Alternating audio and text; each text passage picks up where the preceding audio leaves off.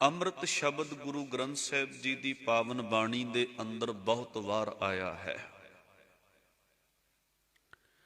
ਅੰਮ੍ਰਿਤ ਸ਼ਬਦ ਦੇ ਅਰਥ ਸ੍ਰੀ ਗੁਰੂ ਗ੍ਰੰਥ ਸਾਹਿਬ ਜੀ ਦੇ ਅੰਦਰ ਭੋਜਨ ਦੇ ਪਰਥਾਏ ਵੀ ਕੀਤੇ ਨੇ। ਜਿਹ ਪ੍ਰਸਾਦ ਛਤੀ ਹੀ ਅੰਮ੍ਰਿਤ ਖਾਹੇ, ਤਿਸ ਠਾਕੁਰ ਕੋ ਰਖ ਮਨ ਮਾਹੇ। ਇੱਥੇ ਅੰਮ੍ਰਿਤ ਸ਼ਬਦ ਭੋਜਨ ਦੇ ਪਰਥਾਏ ਵਰਤਿਆ ਗਿਆ ਹੈ। ਅੰਮ੍ਰਿਤ ਸ਼ਬਦ ਦੁੱਧ ਦੇ ਪਰਥਾਏ ਵੀ ਆਇਆ ਹੈ। ਜਦੋਂ ਆਪਾਂ ਪੜ੍ਹਦੇ ਹਾਂ ਕਿ ਪਸ਼ੂ ਮਿਲੇ ਚੰਗਿਆਈਆਂ ਖੜ ਖਾਵੇਂ ਅੰਮ੍ਰਿਤ ਦੇ, ਪਸ਼ੂ ਰੁੱਖਾ ਸੁੱਖਾ ਖਾ ਕੇ ਅੰਮ੍ਰਿਤ ਇਹ ਦੁੱਧ ਦਿੰਦਾ ਹੈ, ਅੰਮ੍ਰਿਤ ਵਰਗਾ ਦੁੱਧ ਦਿੰਦਾ ਹੈ। ਅੰਮ੍ਰਿਤ ਸ਼ਬਦ ਬਾਣੀ ਵਾਸਤੇ ਵੀ ਆਇਆ ਹੈ। ਅੰਮ੍ਰਿਤ ਬਾਣੀ ਹਰ ਹਰ ਤੇਰੀ, ਸੁਣ ਸੁਣ ਹੋਵੇ ਪਰਮ ਗਤ ਮੇਰੀ। ਅੰਮ੍ਰਿਤ ਸ਼ਬਦ ਜਲ ਨਾਲ ਵੀ ਵਰਤਿਆ ਗਿਆ ਹੈ, ਭੋਜਨ ਨਾਲ ਵੀ ਵਰਤਿਆ ਗਿਆ ਹੈ। ਅੰਮ੍ਰਿਤ ਨਾਮ ਭੋਜਨ ਨਿਤ ਪੁੰਚੋ, ਸਰਬ ਵੇਲਾ ਸੁਖ ਪਾਵੋ। ਇੱਥੇ ਨਾਮ ਅੰਮ੍ਰਿਤ ਨੂੰ ਭੋਜਨ ਦੀ ਤਸ਼ਬੀਹ ਦਿੱਤੀ ਹੈ। ਤੇ ਅੱਜ ਦੇ ਇਸ ਪਾਵਨ ਸ਼ਬਦ ਦੇ ਅੰਦਰ ਸਾਹਿਬ ਜੀ ਨੇ ਨਾਮ ਜਲ ਅੰਮ੍ਰਿਤ ਦੀ ਗੱਲ ਕੀਤੀ ਹੈ। ਅੰਮ੍ਰਿਤ ਪੀਓ ਮੇਰੇ ਮਨ, ਨਾਮ ਅੰਮ੍ਰਿਤ ਪੀਓ। ਹੇ ਮੇਰੇ ਮਨ, ਅਟਲ ਆਤਮਿਕ ਜੀਵਨ ਦੇਣ ਵਾਲਾ ਨਾਮ ਜਲ ਪੀ। ਅੰਮ੍ਰਿਤ ਸ਼ਬਦ ਜਦੋਂ ਇਹਦੀ ਆਪਾਂ ਵਿਆਖਿਆ ਕਰਦੇ ਹਾਂ, ਮ੍ਰਿਤ, ਮ੍ਰਿਤ ਦਾ ਅਰਥ ਹੁੰਦਾ ਮ੍ਰਿਤਿਉ, ਐੜਾ ਅੱਗੇ ਲੱਗ ਗਿਆ ਹੈ, ਮ੍ਰਿਤਿਉ ਤੋਂ ਰਹਿਤ ਕਰਨ ਵਾਲਾ।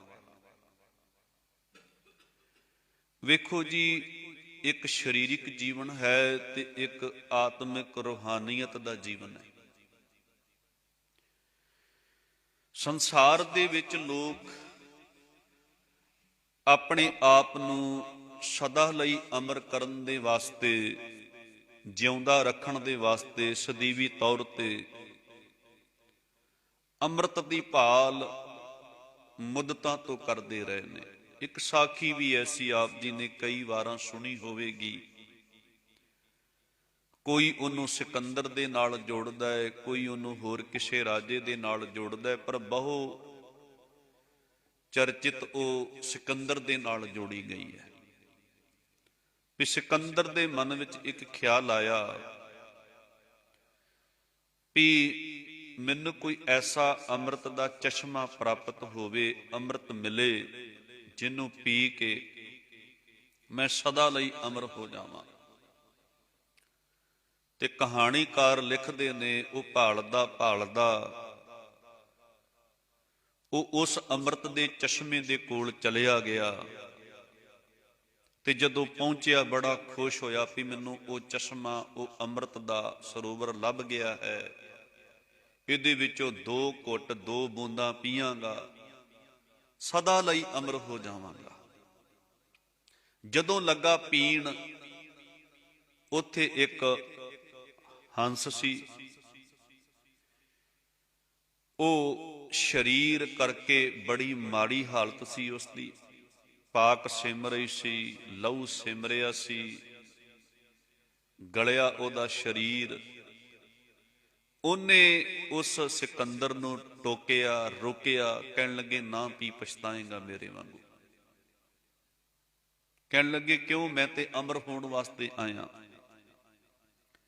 ਮੈਂ ਤੇ ਸਦੀਵੀ ਤੌਰ ਤੇ ਜਿੰਦਾ ਰਹਿਣ ਵਾਸਤੇ, ਸੰਸਾਰ ਦੇ ਵਿੱਚ ਅਮਰ ਹੋਣ ਵਾਸਤੇ ਇਹ ਚਸ਼ਮੇ ਦੇ ਕੋਲ ਆਇਆ ਤੇ ਮੈਨੂੰ ਪੀਣ ਤੋਂ ਰੋਕਦਾ ਪਿਆ।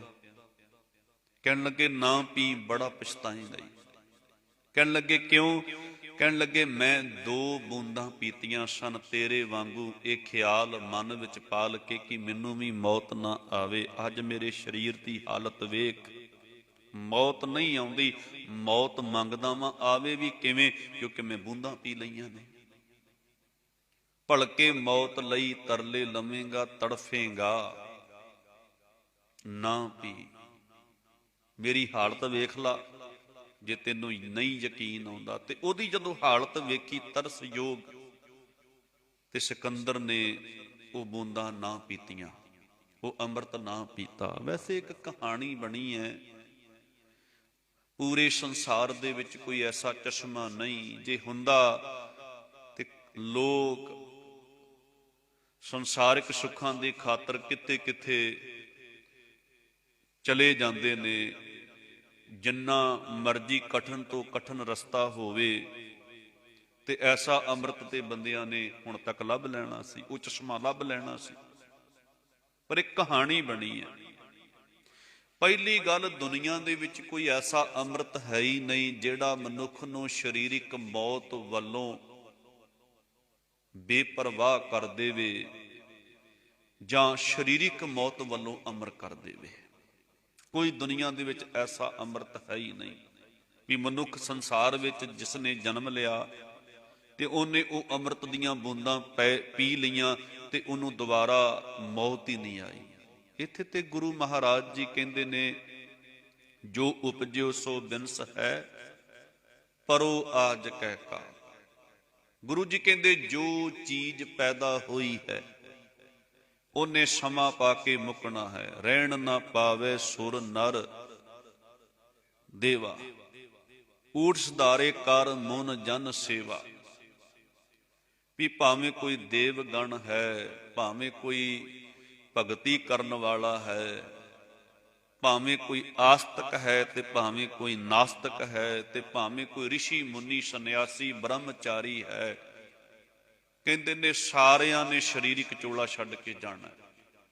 ਰਹਿਣ ਨਾ ਪਾਵੇ ਸੁਰ ਨਰ ਦੇਵਾ, ਊਠ ਸੁਧਾਰੇ ਕਰ ਮਨ ਜਨ ਸੇਵਾ। ਜੀਵਤ ਪੇਖੇ ਜਿਨੀ ਹਰ ਹਰ ਧਿਆਇਆ, ਪਰ ਉਹ ਬੰਦੇ ਸਦਾ ਲਈ ਅੰਮ੍ਰਿਤ ਤੇ ਜਿਉਂਦੇ ਵੇਖੇ ਗਏ ਨੇ ਜਿਨ੍ਹਾਂ ਨੇ ਹਰੀ ਪ੍ਰਭੂ ਨੂੰ ਧਿਆਇਆ।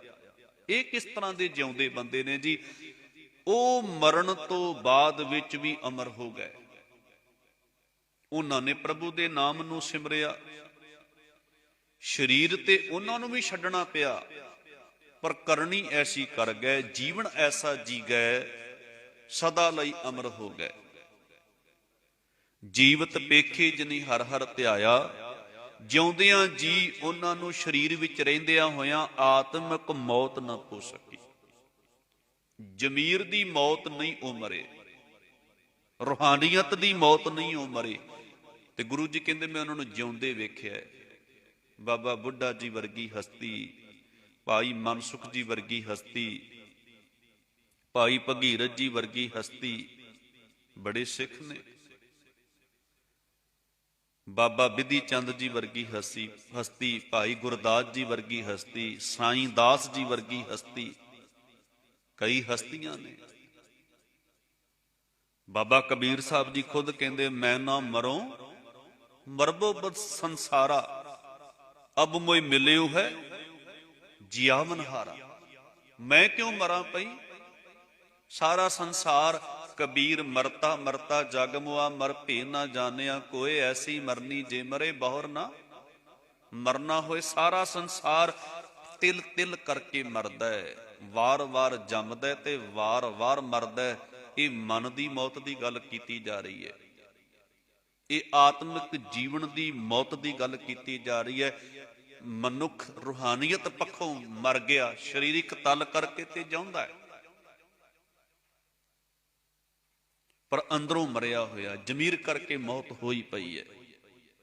ਤੇ ਗੁਰੂ ਸਾਹਿਬ ਜੀ ਕਹਿ ਰਹੇ ਨੇ, ਬਾਬਾ ਕਬੀਰ ਜੀ ਕਹਿ ਰਹੇ ਨੇ ਕਿ ਮੈਂ ਨਾ ਮਰੂੰ ਮਰਬੋ ਸੰਸਾਰਾ, ਅਬ ਮੋਇ ਮਿਲਿਓ ਹੈ ਜੀਵਨ ਹਾਰਾ। ਮੈਂ ਨਹੀਂ ਮਰਾਂਗਾ ਜਿਵੇਂ ਲੋਕ ਆਤਮਿਕ ਮੌਤੇ ਮਰ ਰਹੇ ਨੇ। ਸੱਚ ਤੋਂ ਟੁੱਟ ਕੇ ਮਰ ਗਿਆ, ਸੰਤੋਖ ਸਬਰ ਰੱਬੀ ਦੇਵੀ ਗੁਣਾ ਤੋਂ ਟੁੱਟ ਕੇ ਬੰਦਾ ਆਤਮਿਕ ਮੌਤੇ ਰੂਹਾਨੀਅਤ ਦੀ ਮੌਤੇ ਮਰ ਗਿਆ। ਮੈਂ ਨਹੀਂ ਮਰਾਂਗਾ ਕਿਉਂਕਿ ਮੈਨੂੰ ਜੀਵਾਲਣ ਵਾਲਾ ਪ੍ਰਭੂ ਮਿਲ ਗਿਆ, ਉਹਦਾ ਨਾਮ ਮੈਨੂੰ ਪ੍ਰਾਪਤ ਹੋ ਗਿਆ, ਜੋ ਮੈਨੂੰ ਆਤਮਿਕ ਤਲ ਤੇ ਜ਼ਮੀਰ ਕਰਕੇ ਰੂਹਾਨੀਅਤ ਦੇ ਤਲ ਤੇ ਮਰਨ ਨਹੀਂ ਦਿੰਦਾ। ਸੋ ਉਹਨਾਂ ਦੀ ਗੱਲ ਕੀਤੀ, ਜੀਵਤ ਪੇਖੇ ਜਿਨੀ ਹਰ ਹਰ ਧਿਆਇਆ, ਸਾਧ ਸੰਗ ਤਿਨੀ ਦਰਸ਼ਨ ਪਾਇਆ। ਜਿਨ੍ਹਾਂ ਨੇ ਸਤ ਸੰਗ ਦਾ ਸਹਾਰਾ ਲੈ ਕੇ ਅਕਾਲ ਪੁਰਖ ਵਾਹਿਗੁਰੂ ਜੀ ਨੂੰ ਗੁਣਾਂ ਦੇ ਵਿੱਚੋਂ ਉਹਦੇ ਦਰਸ਼ਨ ਕੀਤੇ ਤੇ ਉਹ ਗੁਣ ਹਿਰਦੇ ਵਿੱਚ ਵਸਾਏ, ਉਹ ਨਹੀਂ ਮਰੇ। ਫਿਰ ਕਹਿੰਦੇ ਬਾਦਸ਼ਾਹ ਸ਼ਾਹ ਵਾਪਾਰੀ ਮਰਨਾ, ਜੋ ਦੀਸੈ ਸੋ ਕਾਲੈ ਖਰਨਾ। ਭਾਵੇਂ ਕੋਈ ਬਾਦਸ਼ਾਹ ਹੈ, ਭਾਵੇਂ ਕੋਈ ਵਪਾਰੀ ਹੈ, ਭਾਵੇਂ ਕੋਈ ਚੌਧਰੀ, ਜੋ ਵੀ ਹੈ, ਗਰੀਬ ਅਮੀਰ, ਉਹਨਾਂ ਸਾਰਿਆਂ ਨੂੰ ਸਰੀਰ ਕਰਕੇ ਮੌਤ ਆਏਗੀ, ਮੌਤ ਨੇ ਲੈ ਜਾਣਾ। ਦੁਨੀਆ ਦੇ ਵਿੱਚ ਕੋਈ ਐਸਾ ਅੰਮ੍ਰਿਤ, ਕੋਈ ਐਸਾ ਚਸ਼ਮਾ ਨਹੀਂ ਜੋ ਮਨੁੱਖ ਨੂੰ ਸਰੀਰਕ ਮੌਤ ਦੇ ਵਿੱਚੋਂ ਅਮਰ ਕਰ ਦੇਵੇ। ਐਸਾ ਕੋਈ ਚਸ਼ਮਾ ਨਹੀਂ, ਐਸਾ ਕੋਈ ਅੰਮ੍ਰਿਤ ਨਹੀਂ। ਹਾਂ, ਜਦੋਂ ਗੁਰੂ ਦੇ ਕੋਲ ਆਈਏ, ਗੁਰੂ ਕੋਲ ਇੱਕ ਐਸਾ ਅੰਮ੍ਰਿਤ ਹੈ ਜੋ ਮਨੁੱਖ ਨੂੰ ਆਤਮਿਕ ਤਲ ਤੇ ਮਰਨ ਨਹੀਂ ਦਿੰਦਾ। ਹਾਂ, ਮਰੇ ਹੋਏ ਨੂੰ ਜਿੰਦਾ ਕਰ ਦਿੰਦਾ ਹੈ। ਜਿਹਦੀ ਰੂਹ ਦੀ ਮੌਤ ਹੋ ਗਈ, ਆਤਮਿਕ ਤਲ ਤੇ ਜਿਹੜਾ ਅੰਦਰੋਂ ਮਰ ਗਿਆ, ਜਿਹਦੇ ਬਾਰੇ ਆਪਾਂ ਪੜ੍ਹਦੇ ਹਾਂ, ਅਤ ਸੁੰਦਰ ਕੁਲੀਨ ਚਤੁਰ ਮੁਖ ਗਿਆਨੀ ਤਨਵੰਤ ਮ੍ਰਿਤਕ ਕਹੀਐ ਨਾਨਕਾ, ਜੇ ਪ੍ਰੀਤ ਨਹੀਂ ਭਗਵੰਤ। ਉਹ ਮਰਿਆ ਹੈ ਬੰਦਾ, ਅੰਦਰੋਂ ਡੈਡ ਹੈ। ਜੇ ਉਹਦੀ ਪ੍ਰੀਤ ਅਕਾਲ ਪੁਰਖ ਵਾਹਿਗੁਰੂ ਜੀ ਦੇ ਚਰਨਾਂ ਨਾਲੋਂ ਟੁੱਟੀ ਹੈ, ਗੁਣਾਂ ਨਾਲੋਂ ਟੁੱਟਿਆ, ਤੇ ਨਾਮ ਅੰਮ੍ਰਿਤ, ਇਹ ਨਾਮ ਦੇ ਸਵਾਸ ਉਹਦੇ ਅੰਦਰ ਪਾ ਕੇ, ਸ਼ਬਦ ਬਾਣੀ ਦੇ ਸਵਾਸ ਉਹਦੇ ਅੰਦਰ ਪਾ ਕੇ ਉਹਨੂੰ ਅੰਦਰੋਂ ਜਿੰਦਾ ਕੀਤਾ ਜਾਂਦਾ ਹੈ। ਸੱਜਣ ਮਰ ਗਿਆ ਸੀ ਬਿਲਕੁਲ, ਤੇ ਗੁਰੂ ਜੀ ਨੇ ਉਹਨੂੰ ਜਿੰਦਾ ਕੀਤਾ ਅੰਦਰੋਂ। ਇਨਸਾਨੀਅਤ ਮਰ ਗਈ ਸੀ ਉਹਦੀ, ਇਨਸਾਨੀਅਤ ਦੇ ਤਲ ਤੇ ਉਹਨੂੰ ਜਿੰਦਾ ਕੀਤਾ, ਮਨੁੱਖਤਾ ਦੇ ਤਲ ਤੇ ਉਹਨੂੰ ਜਿੰਦਾ ਕੀਤਾ।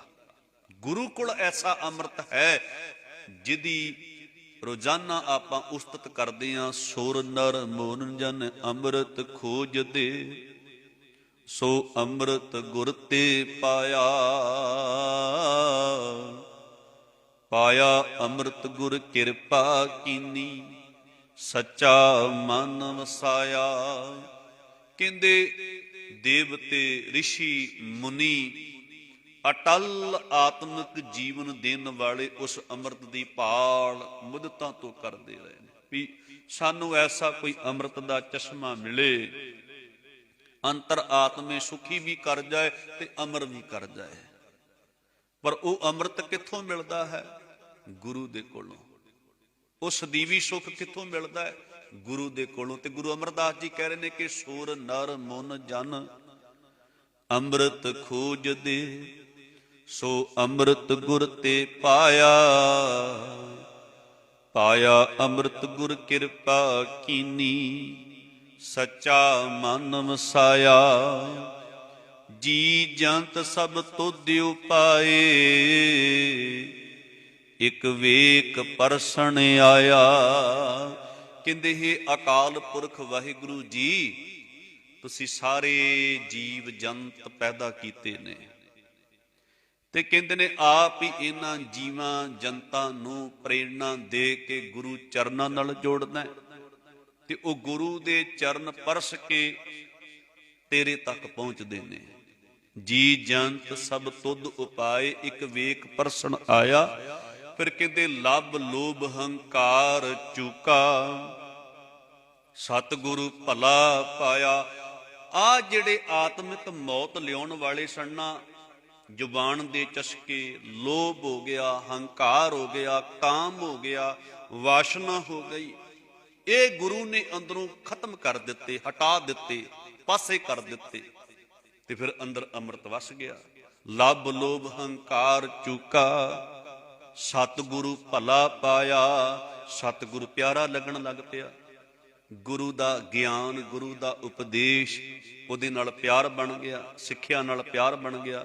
ਕਹਿ ਨਾਨਕ ਜਿਸਨੂੰ ਆਪ ਤੁਠਾ ਤਨੇ ਅੰਮ੍ਰਿਤ ਗੁਰ ਤੇ ਪਾਇਆ। ਜਿਸ ਉੱਤੇ ਗੁਰੂ ਤਰੁੱਠ ਪੈਂਦਾ ਹੈ, ਉਹ ਮਾਲਕ ਤਰੁੱਠ ਪੈਂਦਾ, ਉਹਨੂੰ ਗੁਰੂ ਨਾਲ ਜੋੜ ਕੇ ਇਹ ਅਟਲ ਆਤਮਿਕ ਜੀਵਨ ਦੇਣ ਵਾਲਾ ਨਾਮ ਜਲ, ਨਾਮ ਅੰਮ੍ਰਿਤ ਉਹਦੀ ਝੋਲੀ ਵਿੱਚ ਪਾ ਦਿੰਦਾ ਹੈ। ਗੁਰੂ ਕੋਲ ਐਸਾ ਅੰਮ੍ਰਿਤ ਹੈ ਜਿਹੜਾ ਮਨੁੱਖ ਨੂੰ ਅੰਦਰੋਂ ਜਿੰਦਾ ਕਰ ਦਿੰਦਾ ਹੈ, ਅੰਦਰੋਂ ਅਮਰ ਕਰ ਦਿੰਦਾ ਹੈ।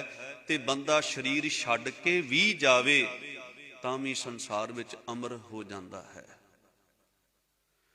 ਉਸ ਅੰਮ੍ਰਿਤ ਨੂੰ ਨਿਰੰਤਰ ਪੀਣ ਦੇ ਵਾਸਤੇ, ਨਿਰੰਤਰ ਛਕਣ ਦੇ ਵਾਸਤੇ ਸਾਨੂੰ ਅੰਮ੍ਰਿਤ ਵੇਲੇ ਉੱਠਣਾ ਪਵੇਗਾ। ਸਾਨੂੰ ਪੰਜਾਂ ਬਾਣੀਆਂ ਦਾ ਨਿਤਨੇਮ ਕਰਨਾ ਪਵੇਗਾ। ਸਾਨੂੰ ਸਤ ਸੰਗ ਕਰਨੀ ਪਵੇਗੀ। ਆਸਾ ਜੀ ਦੀ ਵਾਰ ਦਾ ਕੀਰਤਨ ਸੁਣੀਏ। ਅੰਮ੍ਰਿਤ ਬਾਣੀ ਹਰ ਹਰ ਤੇਰੀ, ਸੁਣ ਸੁਣ ਹੋਵੇ ਪਰਮ ਗਤ ਮੇਰੀ। ਜਲਨ ਬੁਝੀ ਸ਼ੀਤਲ ਹੋਏ ਮਨੁਆ, ਸਤਿਗੁਰ ਕਾ ਦਰਸ਼ਨ ਪਾਏ ਜੀਓ।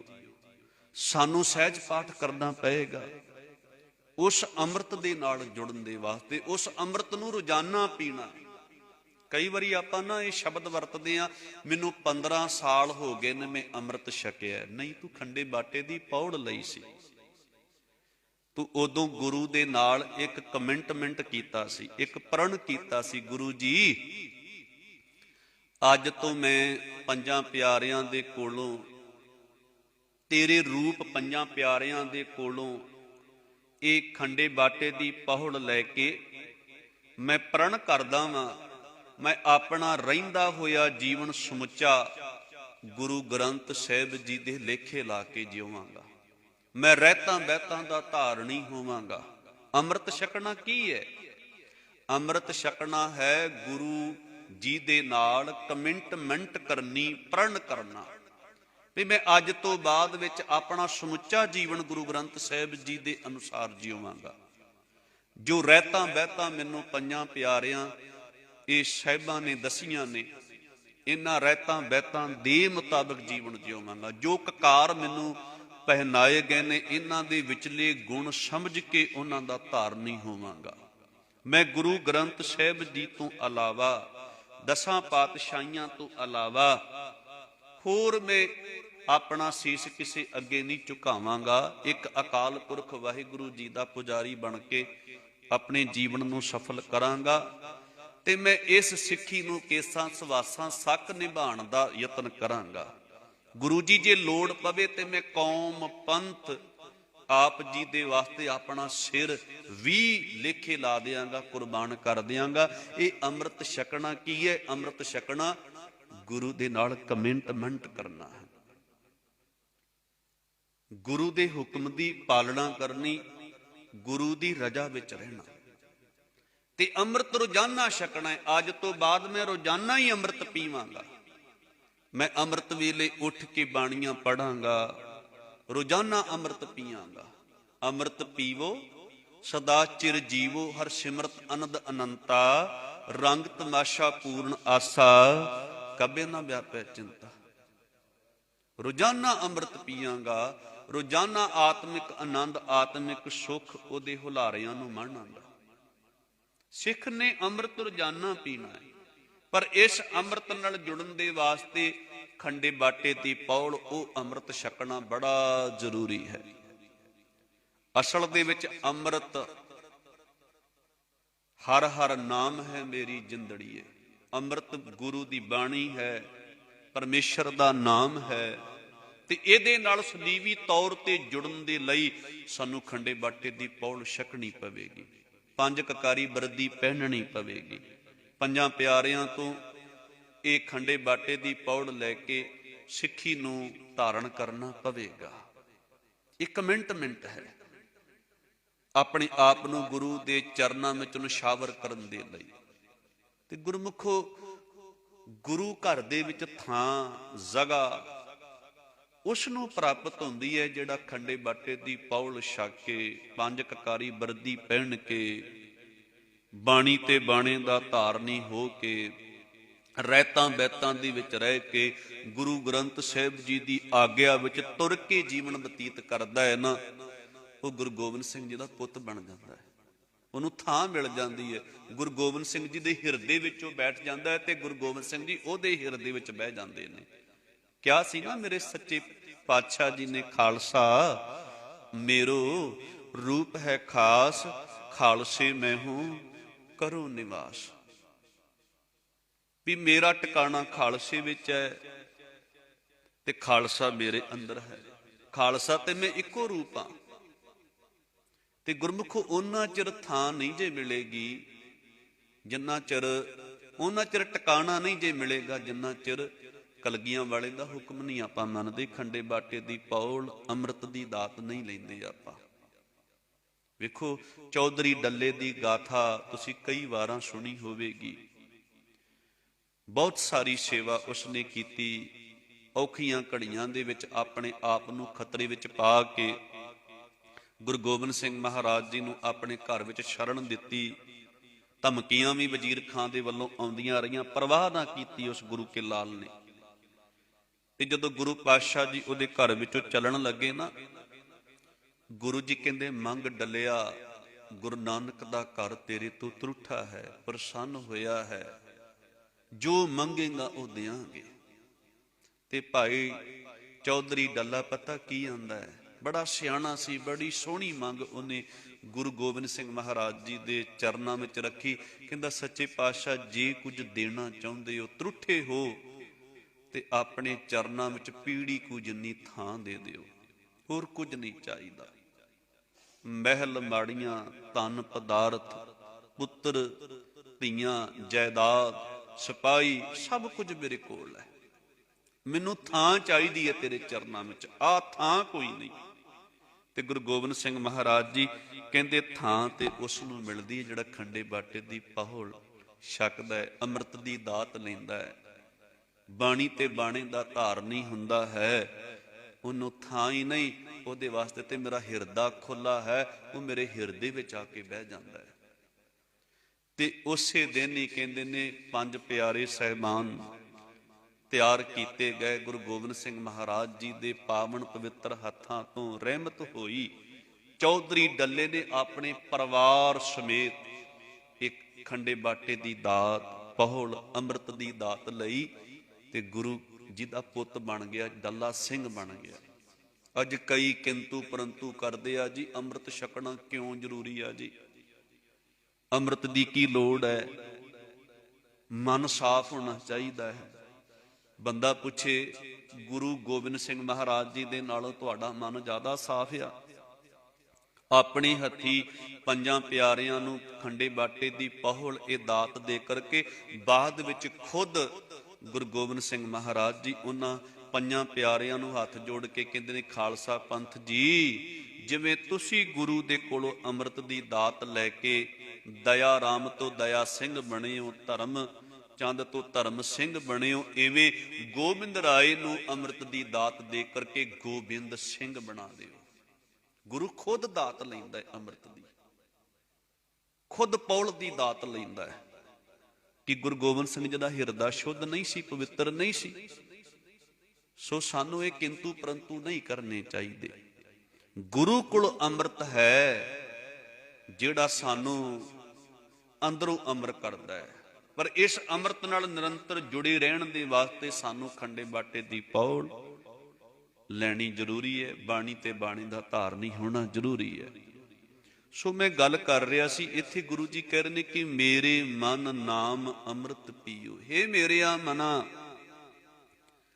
ਨਾਮ ਜਲ ਇਸ ਅੰਮ੍ਰਿਤ ਨੂੰ ਪੀ, ਅਟਲ ਆਤਮਿਕ ਜੀਵਨ ਦੇਣ ਵਾਲਾ ਇਹ ਨਾਮ ਦਾ ਪਿਆਲਾ ਪੀ। ਆਨ ਸਾਧ ਵਿਸਾਰ ਹੋਛੇ, ਅਮਰ ਜੁਗ ਜੁਗ ਜੀਓ। ਕਹਿੰਦੇ ਨੇ ਹੋਰ ਜਿਤਨੇ ਵੀ ਸਵਾਦ ਹਨ, ਮਾਇਆ ਦੇ ਚਸਕੇ ਹਨ, ਉਹਨਾਂ ਨੂੰ ਹੋਛੇ ਜਾਣ ਕੇ ਛੱਡ ਦੇ। ਨਾਮ ਅੰਮ੍ਰਿਤ ਨਾਲ ਜੁੜ ਜਾਏਗਾ, ਅਮਰ ਜੁਗ ਜੁਗ ਜੀਓ। ਉਹ ਤੈਨੂੰ ਆਤਮਿਕ ਤਲ ਤੇ ਤੈਨੂੰ ਮਰਨ ਨਹੀਂ ਦੇਣਗੇ, ਤੂੰ ਸਦਾ ਲਈ ਅਮਰ ਹੋ ਜਾਏਗਾ ਅੰਦਰੋਂ। ਜੰਮਣ ਮਰਨਾ ਆਉਣਾ ਜਾਣਾ ਮਿਟ ਜਾਏਗਾ ਤੇਰਾ, ਸਦਾ ਲਈ ਅਮਰ ਹੋ ਜਾਏਗਾ ਜੇ ਤੂੰ ਨਾਮ ਅੰਮ੍ਰਿਤ ਦੇ ਵਿੱਚੋਂ ਰਸ ਲੈਣਾ ਸ਼ੁਰੂ ਕਰ ਦੇਵੇਂ, ਨਾਮ ਜਲ ਨੂੰ ਪੀਣਾ ਸ਼ੁਰੂ ਕਰ ਦੇਵੇਂ। ਅੱਗੇ ਫਿਰ ਕਹਿੰਦੇ ਨੇ, ਤਜ ਆਪ ਬਿਨ ਸੀਤਾ ਪਰੀਣ ਸਾਧੂ ਥੀਓ। ਗੁਰੂ ਜੀ ਕਹਿੰਦੇ ਆਪਣਾ ਆਪਾ ਗੁਰੂ ਦੇ ਅੱਗੇ ਰੱਖ ਦੇ, ਆਪਣੀ ਮਤ, ਆਪਣੀ ਬੁੱਧੀ, ਆਪਣੀ ਸਿਆਣਪ ਗੁਰੂ ਦੇ ਕਦਮਾਂ ਵਿੱਚ ਰੱਖ ਦੇ, ਆਪਣੀਆਂ ਚਲਾਕੀਆਂ ਚਤਰਾਈਆਂ ਵੀ ਗੁਰੂ ਦੇ ਕਦਮਾਂ ਵਿੱਚ ਰੱਖ ਦੇ। ਤਜ ਆਪ ਬਿਨਸੀ ਤਾਪ, ਜਦੋਂ ਆਪਣੀ ਮਤ, ਆਪਣੀ ਸਿਆਣਪ, ਆਪਣੀ ਅਕਲ ਗੁਰੂ ਦੇ ਕਦਮਾਂ ਵਿੱਚ ਰੱਖ ਕੇ ਸਮਰਪਿਤ ਹੋ ਕੇ ਜੀਵਨ ਜਿਉਏਗਾ ਨਾ, ਕਹਿੰਦੇ ਤੇਰੇ ਅੰਦਰੋਂ ਦੁੱਖ ਕਲੇਸ਼ ਵਿਕਾਰਾਂ ਦਾ ਤਾਪ ਕਟਿਆ ਜਾਏਗਾ। ਰੇਣ ਸਾਧੂ ਥੀਓ, ਗੁਰੂ ਦੇ ਚਰਨਾਂ ਦੀ ਚਰਨ ਧੂੜ ਬਣ ਕੇ ਰਹਿ। ਅੱਗੇ ਕਹਿੰਦੇ ਤਿਸੇ ਪ੍ਰਾਪਤ ਨਾਮ ਤੇਰਾ, ਕਰ ਕਿਰਪਾ ਜਿਸ ਦੀਓ।